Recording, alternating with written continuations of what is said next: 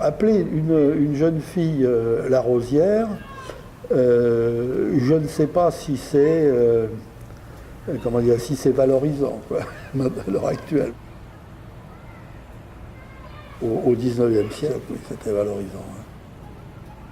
Alors, c'est une récompense. Les jeunes filles les plus méritantes, on les nomme, on les désigne rosières. L'époque, je ne connais pas l'époque. Enfin, c'est très ancien. La rosière,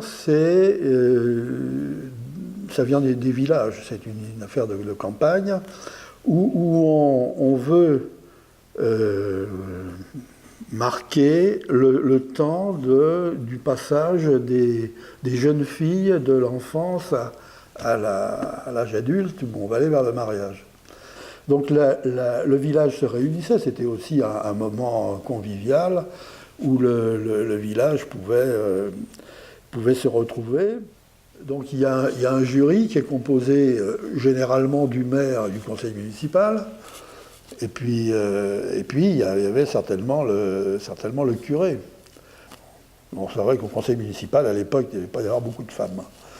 Mais il y avait des anciennes rosières, et je pense qu'elles jouaient un rôle, les anciennes rosières, parce qu'on voit sur les anciennes photos, on voit des femmes du village, des femmes du village. Enfin, les qualités qu'on recherchait chez une jeune fille à marier, c'est-à-dire qualité de cuisinière, de femme de maison, enfin bref, quelqu'un qui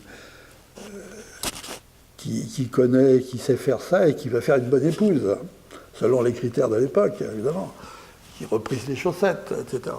Donc il y a aussi le critère de beauté. Une jolie fille, ça a beaucoup plus de chances d'être rosière si par ailleurs elle n'est pas stupide et qu'elle répond bien aux questions.